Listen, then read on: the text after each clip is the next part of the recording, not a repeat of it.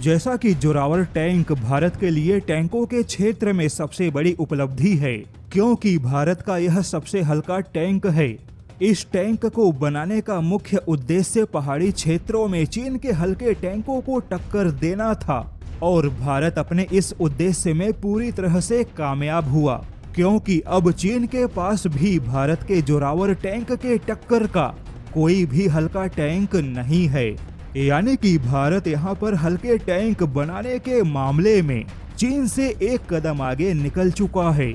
लेकिन अब भारत के इसी सबसे हल्के जोरावर टैंक को टक्कर देने भारत का सबसे बड़ा मित्र खुद रूस मैदान में आ रहा है, जो कि सीधे सीधे भारत के इसी जोरावर टैंक को टक्कर देगा। जैसा कि जोरावर टैंक को DRDO और LNT ने मिलकर बनाया। तकनीकी दक्षता DRDO का है, जबकि बनाने का काम LNT ने किया। लेकिन अब इसी DRDO और LNT द्वारा बनाए गए जोरावर टैंक को टक्कर देने के इरादे से भारत की ही सरकारी कंपनी आर्मर्ड व्हीकल निगम लिमिटेड यानी कि AVNL ने रूस के साथ मिलकर भारत के लिए एक और हल्का टैंक बनाने के परियोजनाओं का खुलासा किया है। AVNL भारत की सरकारी डिफेंस कंपनी है। कंपनी ने खुलासा किया कि वह रूस के रोसोबोरोन एक्सपोर्ट और हाई प्रिसीजन सिस्टम के साथ मिलकर एक हल्का अत्याधुनिक नया टैंक बनाने जा रहा है।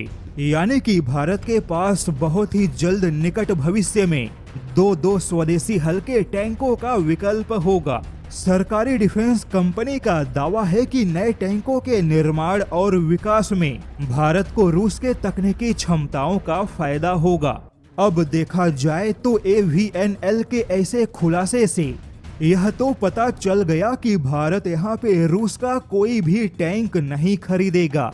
जैसा कि रूस कई बार भारत को अपने नए टैंकों का प्रस्ताव दे चुका है, बल्कि भारत यहाँ पे रूस के साथ मिलकर एक नया टैंक बना रहा है।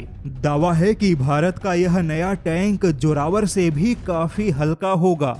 इसके अलावा भारत का यह टैंक अत्याधुनिक इलेक्ट्रॉनिक वॉरफेयर जैसी क्षमताओं से लैस होगा, क्योंकि भारत का ऐसा नया टैंक पहले से ही भविष्य के युद्ध और भविष्य के खतरों को ध्यान में रखकर डिजाइन होगा। वहीं भारत का यह टैंक अपने खुद के स्वदेशी 1500 हॉर्स पावर के इंजन से लैस होगा।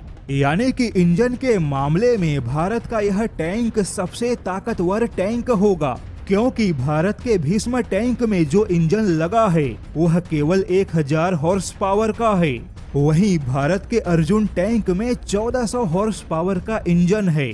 ऐसे में देखा जाए तो यह कहीं ना कहीं भारत के फ्यूचर रेडी कॉम्बैट व्हीकल की शुरुआत है।